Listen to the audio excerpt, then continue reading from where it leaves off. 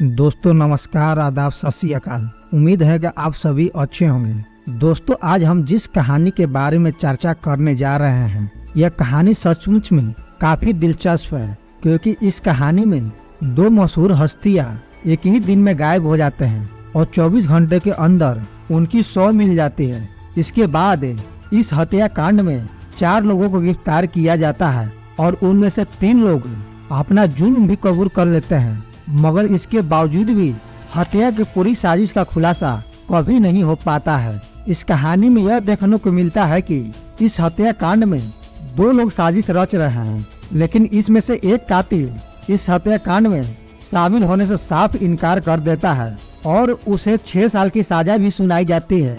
लेकिन वह जब सजा काट कर आता है तो साफ साफ कहता है कि मुझे इस केस में फंसाया गया है। आखिर इस घटना की असली सच्चाई क्या थी? क्या सचमुच में उस शख्स को फंसाया गया था या वह शख्स सचमुच में उन कातिलों के साथ शामिल था? आज जो मैं कहानी आपको सुना रहा हूँ, इस तरह की कहानी शायद ही अपराध की दुनिया में कभी कभी ही देखने को मिलती है। दोस्तों ये घटना साल 2015 की तारीख 12 दिसंबर को 6:30 की है, जब हेमा और हरीश की लाश कंदावली के एक नाले में मिलती है। उनकी लाशें गत्ते के बक्से में पैक थी और ऐसा लग रहा था कि दोनों की हत्या गाला घोटने की वजह से हुई है। क्योंकि हेमा उपाध्याय उस शहर की एक मशहूर कलाकार थी, इसलिए पुलिस इस केस की तेजी से छानबीन शुरू कर देती है। गुमशुदगी के रिपोर्ट के आधार पर दोनों की पहचान शुरू की जाती है और जैसे जैसे जांच आगे बढ़ता जाता है तो हेमा उपाध्याय और उनके पति चिंतन के बीच तलाक का मामला सामने आता है और इस लड़ाई में हेमा उपाध्याय के वकील हरीश भवानी उसका साथ दे रहे थे। इसलिए शुरुआती शक हेमा उपाध्याय के पति चिंतन उपाध्याय पे जाता है और पुलिस उन्हें गिरफ्तार कर हिरासत में ले लेती है। चिंतन उपाध्याय भी उस शहर के एक बड़े बिजनेसमैन होते हैं, लेकिन मामला पहली बार तब उलझता है जब पकड़े जाने के बावजूद भी चिंतन ऐसी किसी भी साजिश में शामिल होने से साफ इनकार कर देते हैं। तभी पुलिस को कुछ ऐसी बातें मालूम चलती है जिससे इस केस की जांच की पूरी दायरा बदल जाता है। ऐसा इसलिए होता है कि हत्या से कुछ घंटे पहले हेमा उपाध्याय के मोबाइल नंबर पर एक कॉल आया था। जब कॉल नंबर की जांच की गई तो यह बात सामने आती है कि जिस शख्स ने हेमा को फोन किया था उसने हेमा से पति चिंतन के खिलाफ कुछ सबूत देने के लिए डील किया था और इसलिए हेमा अपने वकील के साथ उस शख्स के साथ मिलने चली जाती है। लेकिन आगे क्या हुआ था दर्शक दोस्तों, होता यह है कि घर तो लौटना दूर, दोनों की हत्या कर दी जाती है और उनके शव को कंदावली के एक नाले में फेंक दिया जाता है। इस गुमनाम कॉल की पड़ताल करते करते पुलिस वाराणसी पहुंच जाती है, जहां पर पुलिस शिव कुमार उर्फ साधु राजभर को गिरफ्तार कर लेती है। साधु राजभर न सिर्फ दोनों हत्याओं के बारे में बात की, बल्कि वह हत्या में शामिल होने का बात भी कबूल कर लेता है। इसके साथ ही वह इस साजिश में शामिल अन्य लोगों को भी नाम बता देता है। तब पुलिस मुंबई से 3 और लोगों को गिरफ्तार कर लेती है और अब 4 दिन बीत गए थे, लेकिन मुंबई के इस high profile double murder mystery के साजिश अभी पूरी तरह से साफ नहीं हो पाई थी। तब सवाल उठता है आखिर क्यों? क्योंकि आगे कहानी और भी दिलचस्प और सिर को घुमा देने वाली है। इस दोहरे हत्याकांड में साधु राजभर के गिरफ्तारी होने के बाद पुलिस को उम्मीद थी कि एक केस जल्द से जल्द सुलझ जाएगा, मगर जब साधु राजभर ने अपना मुंह खोला तो यह केस सुलझने के बजाय और भी उलझता जाता है। क्योंकि साधु राजभर के मुताबिक उसने यह हत्या अपने गुरु यानी विद्याधर राजभर के कहने पर की थी, मगर वह इसके आगे पुलिस को कुछ भी नहीं बता पा रहा था कि आखिर विद्याधर राजभर ने हेमा उपाध्याय का हत्या क्यों की। क्या उसकी हेमा उपाध्याय के साथ कोई दुश्मनी थी?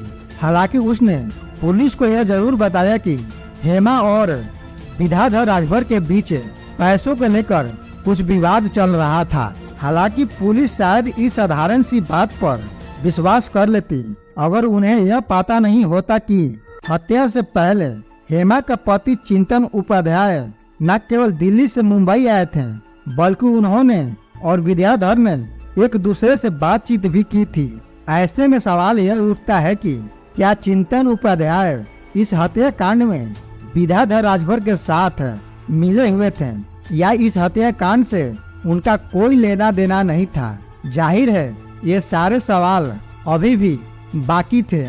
हेमा उपाध्याय और विद्याधर बिजनेस पार्टनर थे और इसी पार्टनरशिप के बकाये तौर पर विद्याधर हेमा से 5,20,000 रुपया लेना चाहते थे, जबकि हेमा ये रुपये लौटाना नहीं चाहती थी। 11 सितंबर को विद्याधर ने हेमा को कॉल किया और उसे उसके पति खिलाफ कुछ सबूत देने के लिए अपने गोदाम पर बुला लेता है। वो सबूत के बदले हेमा से अपने पैसे वापस लेना चाहता था। हेमा इस बार सबूत के लालच में रुपये चुकाने के लिए राजी हो जाती है, लेकिन साथ ही उसने ये भी शर्त रखी थी कि पहले वो और उसके वकील हरीश भानवी खुद सबूतों की जांच करेंगे। विद्याधर इसके लिए राजी हो गया था। फिर दोनों कंदावली के विद्याधर राजभर के गोदाम में पहुंच जाते हैं, लेकिन यहाँ पहुंचते ही कहानी में एक नया ट्विस्ट आ जाता है। विद्याधर और हेमा के बीच रुपयों के लेकर बहस होने लगती है और इसी बहसी के दौरान विद्याधर हेमा को एक चाटा मार देता है।